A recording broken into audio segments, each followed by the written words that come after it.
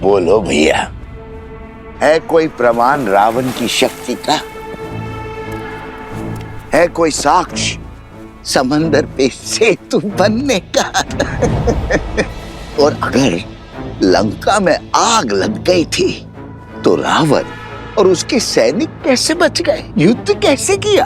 है? बात करते हैं।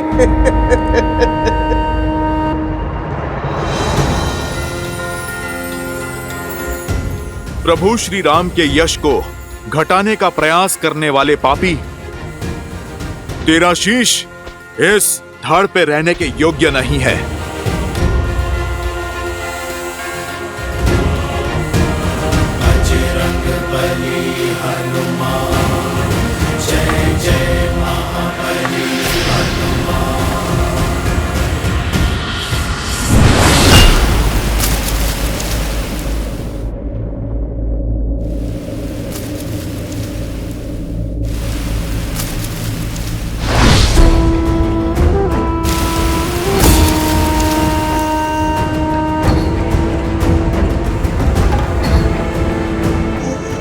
बचाओ, ये वानर मुझे मार रहा है।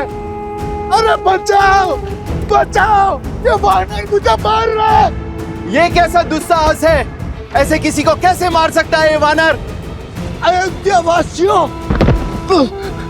देखो भैया, देखो किस निर्दयता से ये वानर मुझे मार रहा है।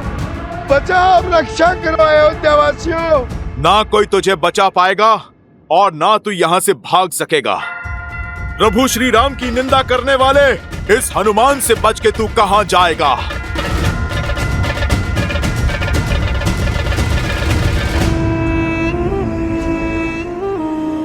मैं कहां भाग रहा हूं राम भक्त, मैं तो तुम्हें भगा रहा हूं, तुम्हारे साथ खेल खेल रहा हूं। तुम मुझे पराजित नहीं कर सकते। तुम जितनी बार भी मेरा सर धड़ से अलग करोगे, उतनी बार वहां एक नया सर उत्पन्न होगा।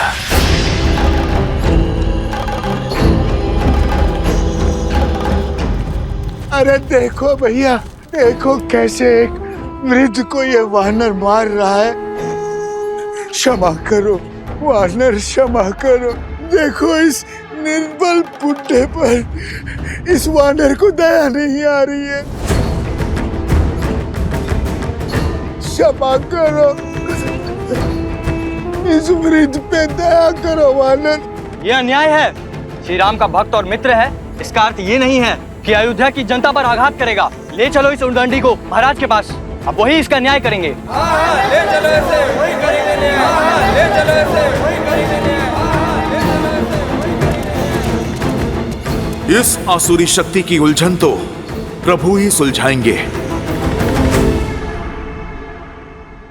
जैसी आप सबकी इच्छा। चलो दिखाएंगे श्री राम को हनुमान का सत्य, और इस बेचारे को भी। अरे ये कहां चला गया?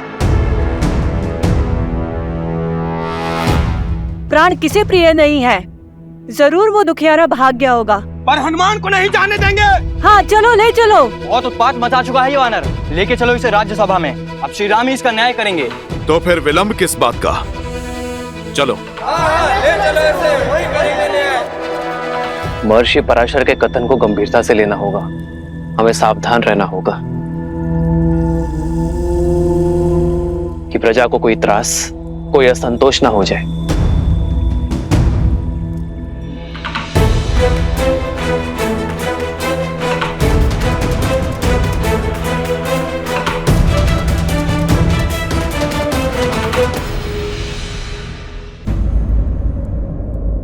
क्या हुआ?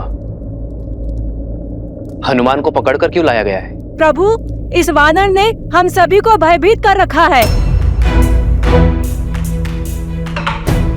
यही नहीं, इसके दूसरे साथी रावण से आपके युद्ध की असत्य कथाएं बता रहे हैं। असंभव।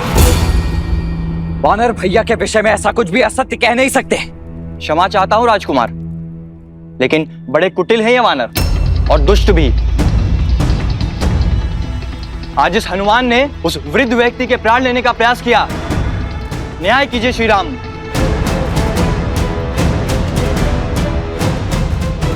प्रभु मैं मौन मौन।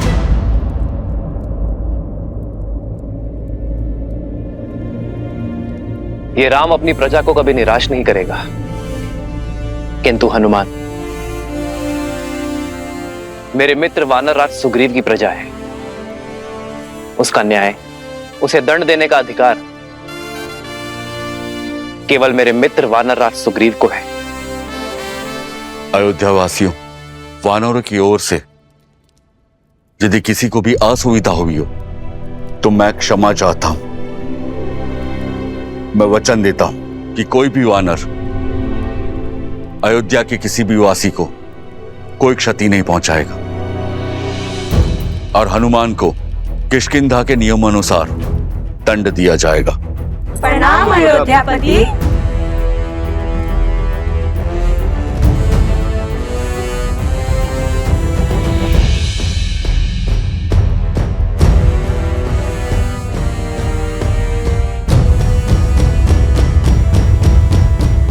हनुमान, कौन था वो राक्षस?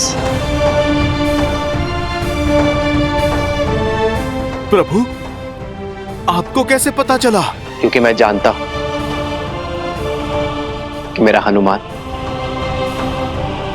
कभी किसी निर्दोष नागरिक को पीड़ा पहुंचा ही नहीं सकता। मुझे पूरी बात बताओ हनुमान। प्रभु मुझे सूचना मिली कि कोई नगर में असत्य निंदा कर रहा है। एक सर कटा तो दूसरा उत्पन्न हो गया। अवश्य ही कोई आसुरी शक्ति है वो। जो विपदा आने वाली है उसके अस्त्र तलवार या भाले नहीं, असत्य, लोकवाद, झूठी निंदा, ये सब उसके अस्त्र हैं। महर्षि पराशर का कथन उचित था। यह असुरी माया अवश्य ही किसी घोर संकट का कारण बनेगी।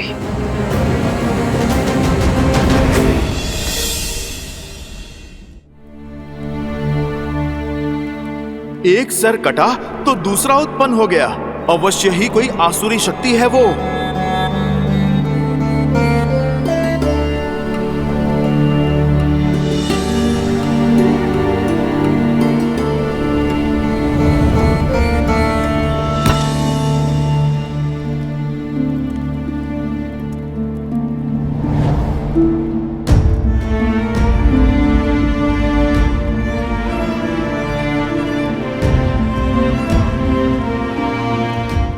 सब ठीक है ना आर्य? हर सुख दुख साथ निभाने का निर्णय लिया है ना हमने? चिंता नहीं चिंतन है सीते। राज्य अभिषेक की सौगात के साथ राज्य का दायित्व जो मिला,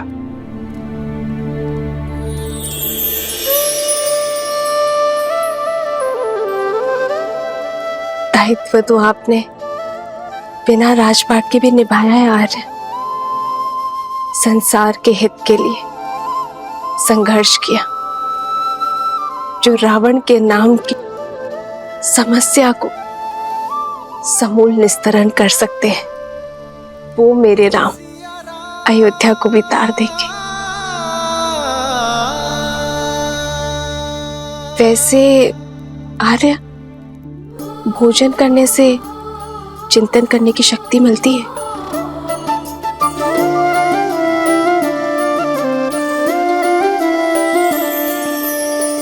जन्म जन्म का है ये संगम, राम रतन सीता वैभव धन।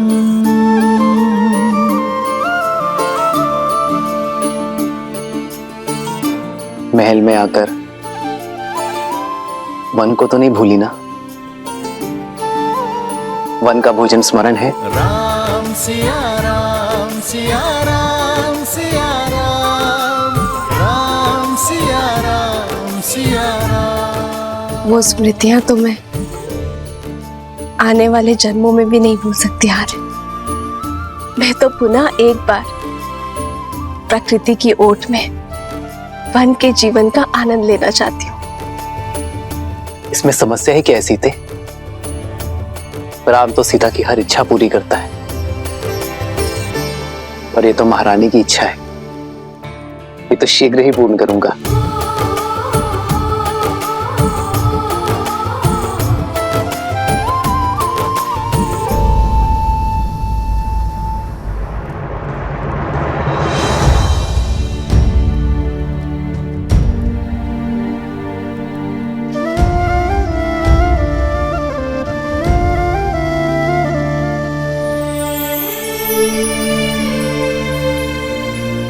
अरे सीते,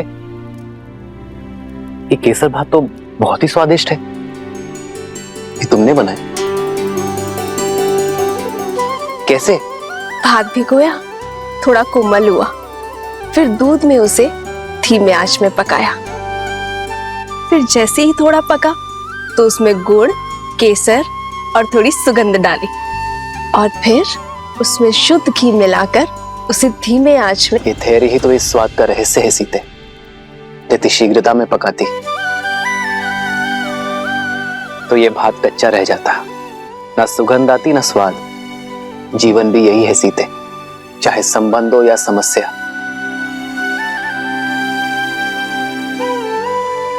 समय की आज के साथ ही इसे समझा जाता है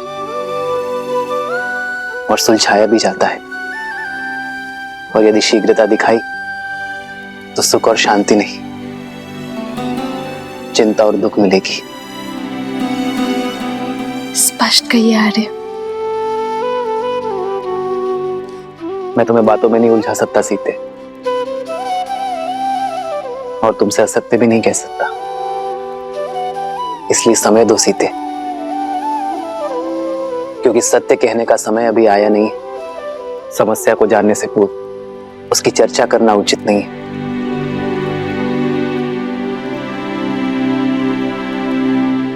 तो फिर मैं आपसे वो प्रश्न पूछती हूँ जिसका उत्तर देने में आपको सरलता हो।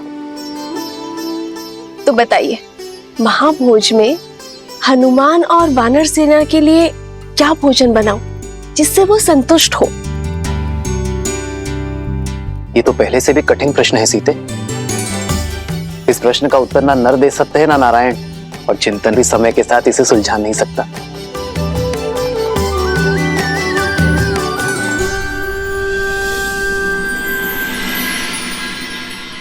हमें प्रयास करना होगा कि किसी को धन का अभाव ना हो, और इसलिए दान नहीं, जीवन जीने के लिए रोजगार की व्यवस्था करनी होगी। दान व्यक्ति को अशक्त बनाता है, पर कार्य व्यक्ति को सक्षम बनाता है। सरयू पर बांध की व्यवस्था से अयोध्या वासियों को रोजगार भी मिलेगा और अकाल से मुक्ति भी। प्रजा और राज्य दोनों सुजलाम सुफलाम होंगे।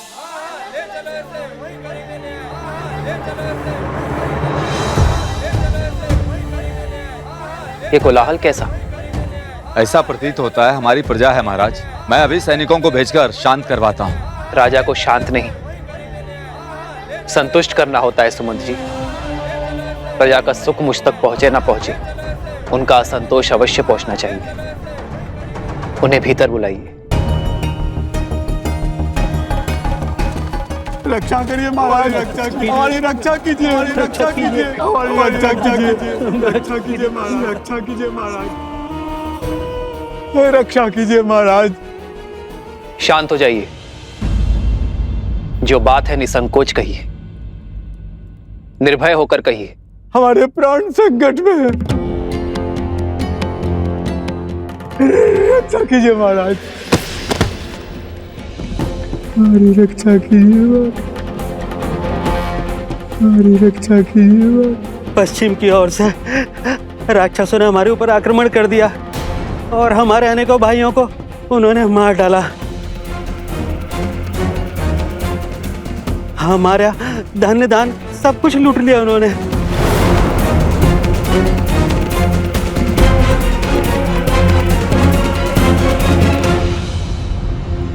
उठिए।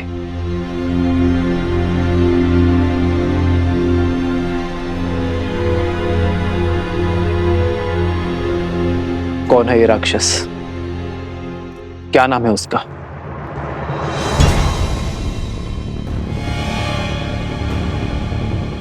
आप मौन क्यों हैं? भैया के प्रश्न का उत्तर दीजिए। उस दुष्ट राक्षस का नाम तो नहीं पता राजकुमार। मैं जानती हूँ उसका नाम।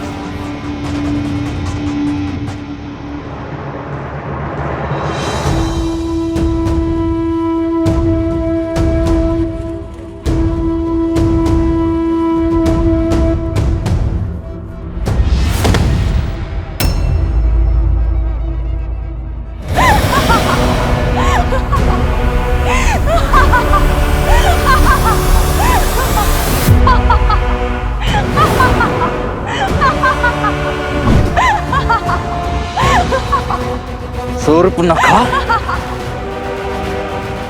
रुक जाओ लक्ष्मण। मेरे मामा भस्कर्ण ने मचाया है ये हाहाकार तुम्हारे राज्य में राम। वो भास्कर्ण जो संपूर्ण राक्षस कुल का प्रतिशोध लेंगे, हमारे खोए हुए मान सम्मान को लौटाएंगे। है बल तो आओ और लड़ो उनसे, बचा लो अपनी इस अयोध्या को।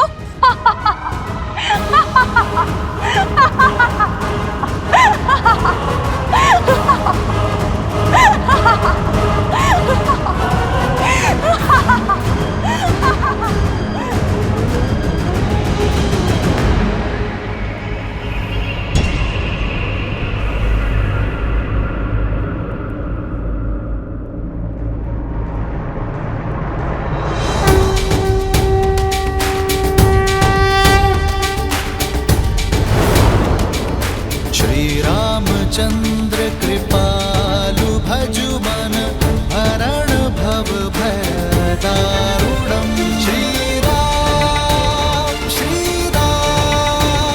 राम राम श्री राम। अधिक प्रसन्न मत हो तुम। भूल गए कैसे एक ही बाण से तुम्हारे प्राण संकट में ला दिए थे मेरे भाई ने। भूल गए मेरे भाई अहिरावण ने तुम दोनों भाइयों को कैसे बंदी बनाया था पाताल में। भूल तो तुम गई हो शूर्पणखा, कैसे एक ही प्रहार से अपने कान और नाक दोनों खो बैठी थी तुम। अभी स्मरण करता हूं। नहीं लक्ष्मण, अधर्म चाहे जितनी शक्ति बटोर ले, वो धर्म की धरा पर पग नहीं रख सकता। ये शूर्पणखा नहीं, केवल उसकी माया है जिसका लक्ष्य है भय फैलाना। शूर्पणखा केवल संदेश देने आई है। उसे अपना कर्म करने दो, धर्म निभाने दो। अधिक समय शेष नहीं है तुम्हारे पास राम। जो करना है कर लो। हर क्षण के साथ तुम्हारी इस प्रजा को हम राक्षस बना देंगे।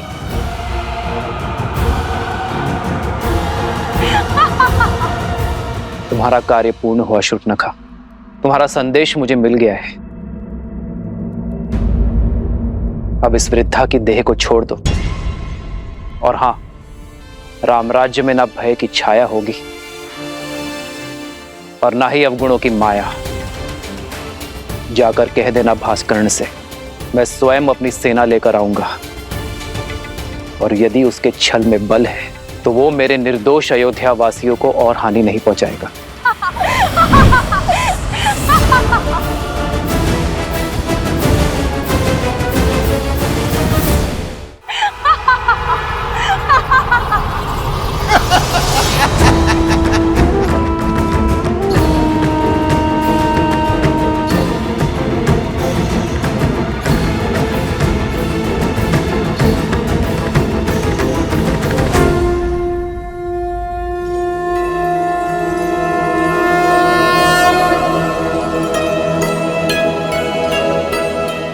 माता, आपने स्मरण किया?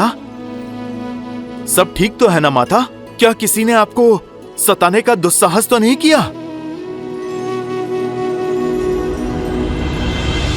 जिसका इतना सचेत पुत्र हो, ऐसा शूरवीर पति हो और इतने सामर्थ्यवान देवर हो, उसे कष्ट पहुंचाने का साहस कौन कर सकता है भला?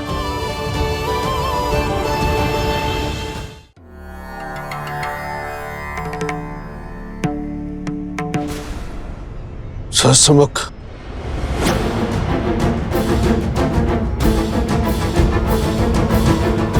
आपका आभास उचित था श्री राम।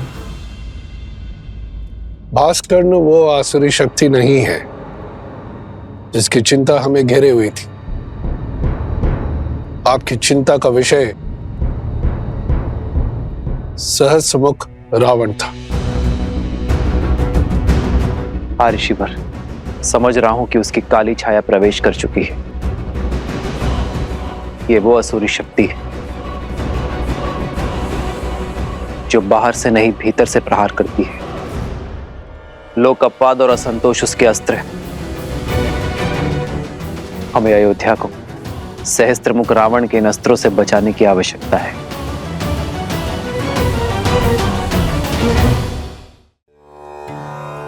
ये लो प्रसाद खाओ।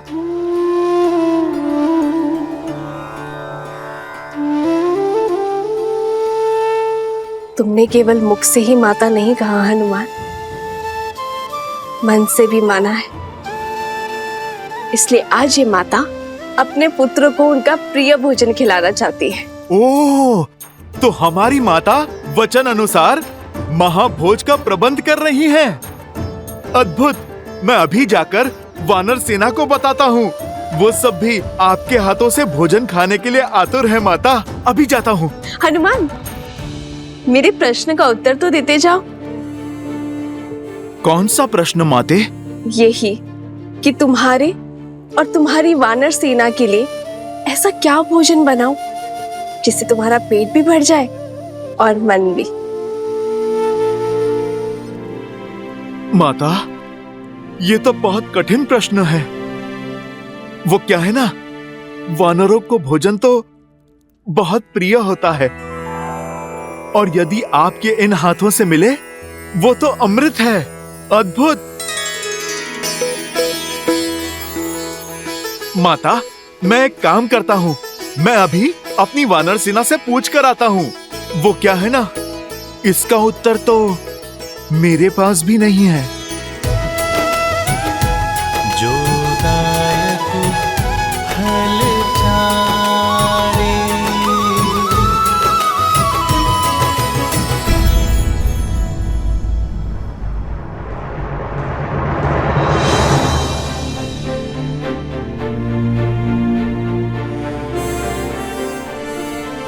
ना हमारा शत्रु सरल है और ना ही उससे यह युद्ध सरल होगा। इस युद्ध को जीतने के लिए बल से अधिक बुद्धि का प्रयोग करना होगा। शत्रु की शक्ति का भान हमें लेना होगा। किंतु महाराज, हम शस्त्र से लड़ सकते हैं, माया से नहीं। मुझे आज्ञा दीजिए भैया। वन में आने को मायावियों को धराशायी करने का अनुभव है मुझे। इन्हें भी परास्त करने का कोई ना कोई मार्ग अवश्य ढूंढ ही लूंगा मैं। लक्ष्मण, वन में आए संकट और प्रजा में छाए आतंक में अंतर होता है। सर्वप्रथम हमें इस बात का ध्यान रखना होगा कि हमारी प्रजा आतंकित ना हो।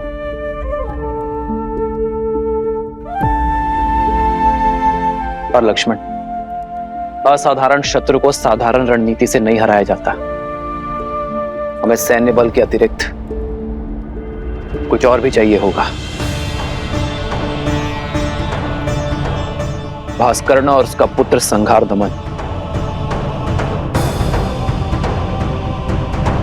ये दोनों साधारण राक्षस नहीं है। बल और छल के धनी है, माया विशेषज्ञ है, रक्तपात के प्रेमी है। जो भी इनके सामने आता है उसे वे मृत्यु के घाट उतार देते हैं। अपने माया के बल से वो अंधकार में भी प्रवीणता से युद्ध करते हैं।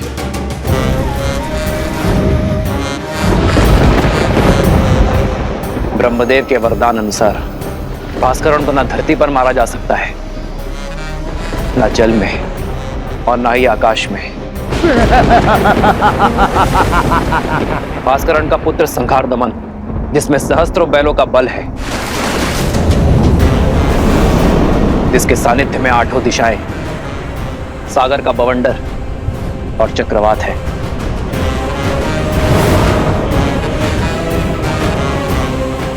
केवल यही नहीं राम, साथ ही वो उभयचर भी है, जो जितनी सरलता से थल पर रह सकता है उतनी ही सहजता से जल में भी जी सकता है। ब्रह्मदेव के वरदान के अनुसार उसकी मृत्यु जल के भीतर ही हो सकती है, वो भी तब जब उसकी श्वास नली काट दी जाए।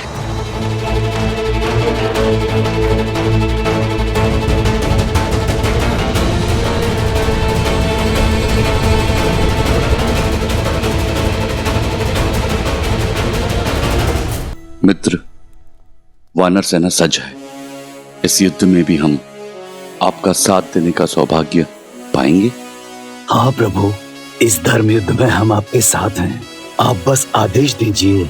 ये आदेश का नहीं, विदा देने का समय है मित्र। मेरी वानर सेना वनवास में राम और लक्ष्मण की ढाल बनी, किंतु अब ये युद्ध केवल अयोध्या का है। आप सब अतिथि हैं।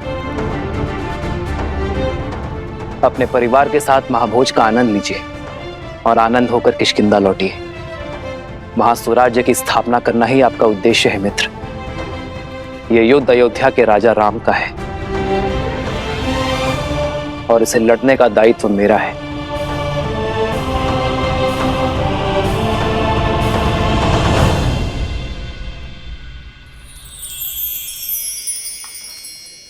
ये क्या है हनुमान? माता, ये खाने की सूची।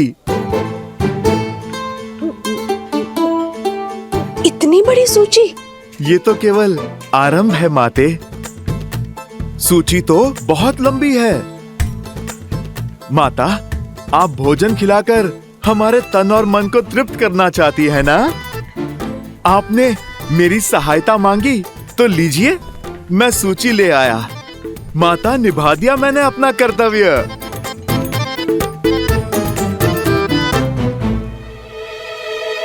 अब तो आप प्रसन्न है ना?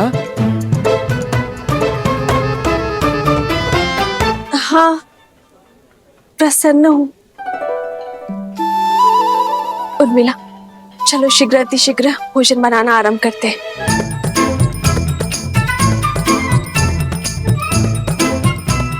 समझ नहीं आता पहले क्या बनाए दीदी, आरंभ कहाँ से करें? ना ही इस दुविधा का अंत दिखाई दे रहा और ना ही इस सूची का। आप इतनी सारी चीजें कैसे बनाओगे? वचन से बंधी हूं ना, पीछे नहीं हटूंगी। चलो।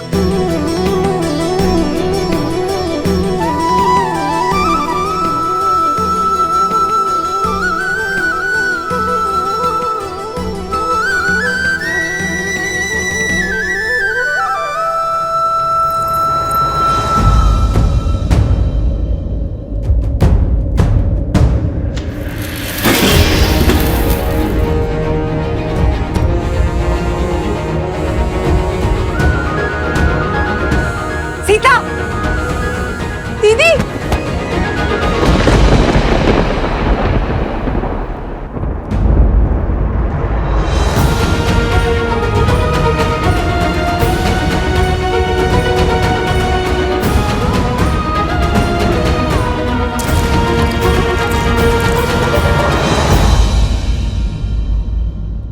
यदि हमें शत्रु के बल का पूरा ज्ञान हो जाए तो समझो ये युद्ध हमने आधा जीत लिया है।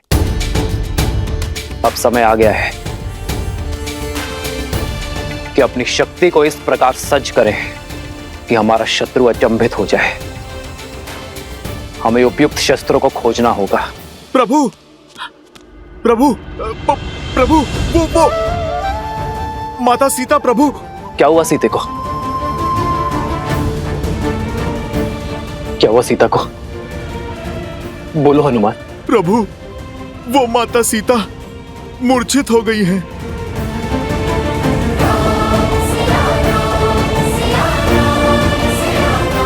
सीते,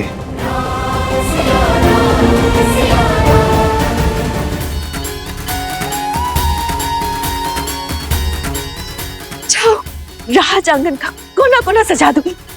मेरे नाम का उत्तराधिकारी आने वाला है। अयोध्या में सबका शंखनाद होना चाहिए और न बधाई गीतों का नाद बजना चाहिए। जाओ जाओ, जल्दी जाओ जाओ। मेरे राम का पुत्र आने वाला है। क्या तुमने सुना? हमारे राम की संतान आने वाली है।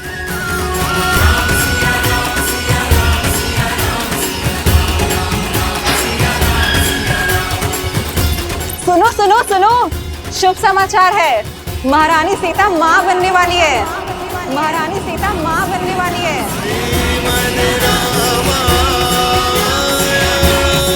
सीते,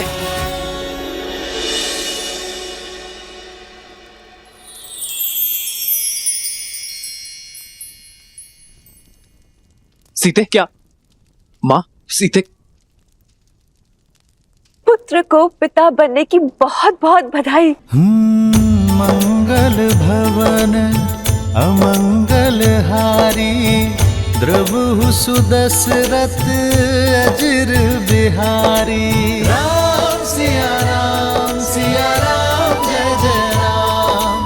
राम सिया राम जय जय राम। अरे अब भावों में बहती ही रहोगी या तैयारियां भी करोगी? पूरे राजमहल और सारी अयोध्या में उत्साह और उत्सव का रंग भी तो बिखेरना है। चलो चलो सखियों। हो हर्षित रही नगर के लोगा, करहि सकल सुर दुर्लभ भोगा। अब पहले से अधिक ध्यान रखना होगा तुम्हें सीता का। इस अवस्था में पत्नी का संबल और पति का साथ उसका प्रेम ही तो होता है। अहनिसि विधि मनावत रही, श्री रघुबीर चरण रति चाही। चलिए दीदी, अब पत्नी पति को समझाएगी उसे क्या सुविधाएं चाहिए। राम सिया राम सिया राम सिया राम। राम सिया राम सिया राम। राम सिया राम सिया राम सिया राम। राम सिया राम सिया राम।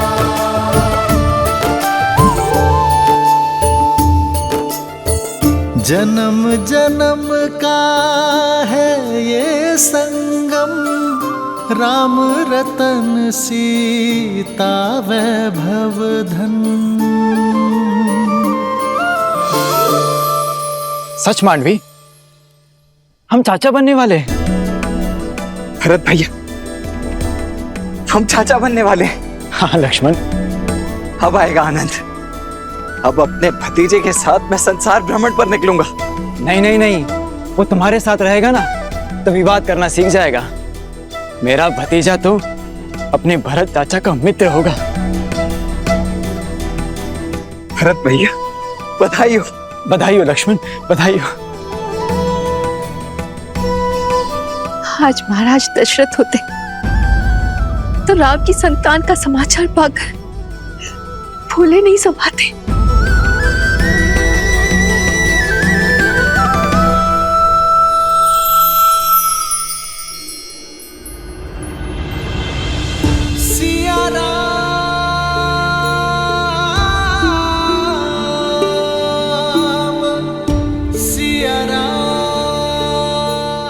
आपका मौन मुझे व्यथित कर रहा है। क्या आप प्रसन्न नहीं है? प्रसन्नता तो इतनी है कि मेरे शरीर के कण कण में भर गई है सीते। शब्दों को बाहर निकलने का स्थान ही नहीं बचा। पिताश्री की प्रसन्नता का आज आभास हुआ मुझे। अपनी संतान के प्रति उनके प्रेम का भान हुआ। जब पिता बनने का आभास होना इतना मधुर है तो पिता बन जाना कितना सुंदर होगा।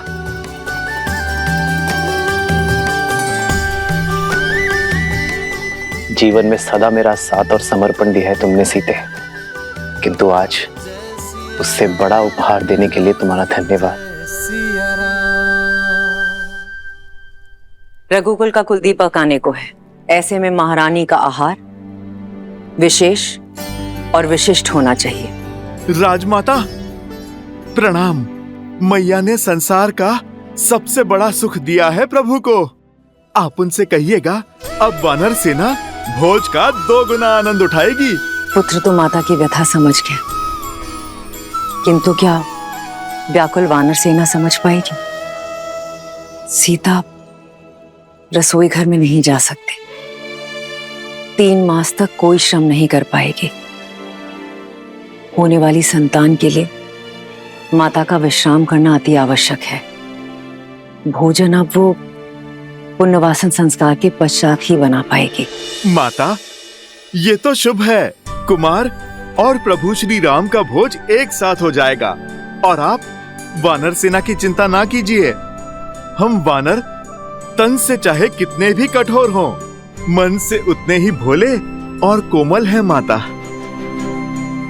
उन्हें तो मैं व्यंजन की और भी लंबी सूची बनाने में उलझा दूंगा माता। माता, प्रभु श्री राम के पुत्र के लिए उनके भक्तों को ये प्रतीक्षा भी स्वीकार है।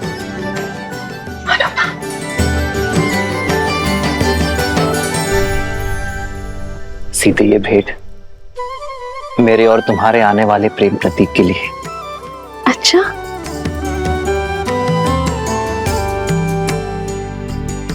संसार में आने से पहले ही इसने आपका प्रेम भी बांट लिया। हाँ, मैंने तो बांटा है, पर कदाचित तुम मां बनने के पश्चात मेरे साथ अन्याय ना कर बैठना। संतान को लेकर स्त्रियां कई बार अपने पति के साथ अन्याय कर बैठती। वो तो है। आइए देखते हैं कि आप इसके लिए क्या लाए हैं।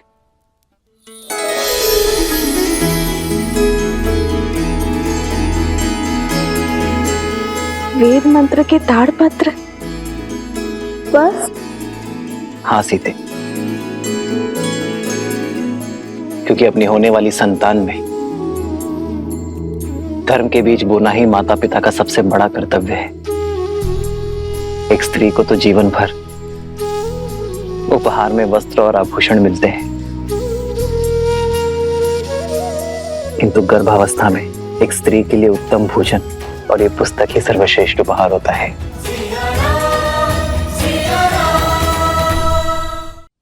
इनसे जागी चेतना केवल गर्भवती को ही नहीं, उसके गर्भ को भी धर्म के साथ जोड़ती है। आज जो संस्कार हम अपनी होने वाली संतान में डालेंगे, वही संस्कार इस समाज और इस संसार को उज्जवल बनाएंगे सीते। हमारी ये नई यात्रा आज आरंभ हो चुकी है। ये मंत्र और हमारी शिक्षा हमारी होने वाली संतान को उच्च आचरण देंगे। जो धर्म नारी को सर्वोपरि मानता है, उनका सम्मान करना सिखाएंगे। नारी माता, बहन, गृहिणी का सम्मान करना अति आवश्यक है सीते। उन पर अन्याय और अत्याचार करना महापाप है। इस विचार का प्रचार और प्रभाव केवल हमारी होने वाली संतान पर ही नहीं, संपूर्ण समाज पर होना चाहिए सीते। आज तक मुझे मिली हर भेंट से अधिक अनमोल आपका दिया ये उपहार है आर्य। इसे पाना मेरा सौभाग्य है और मैं वचन देती हूँ आप हमारी संतान सदा धर्म और न्याय का संस्कार पाएगी, नारी का सम्मान करेंगे और उसका प्रचार और प्रभाव समाज पर डालेगी।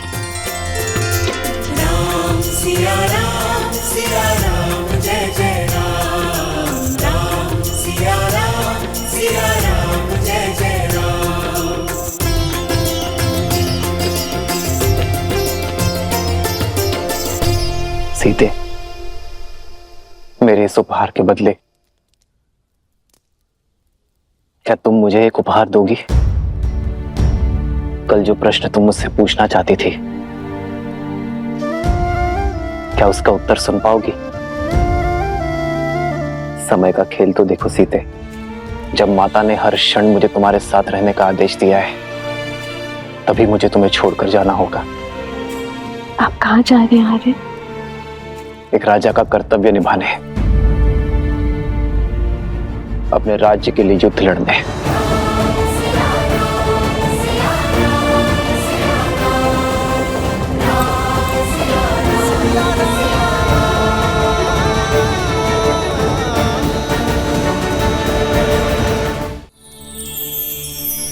सीते,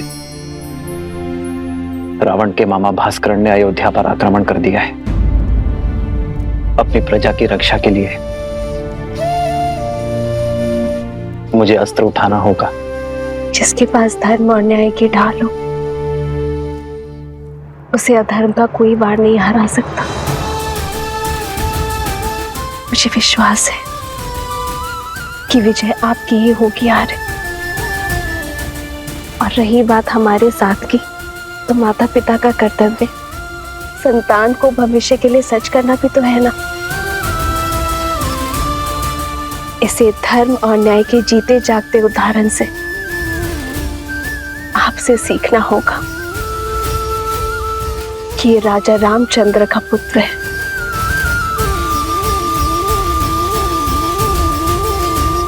जानती हो सीते, मेरा सबसे बड़ा बल क्या है?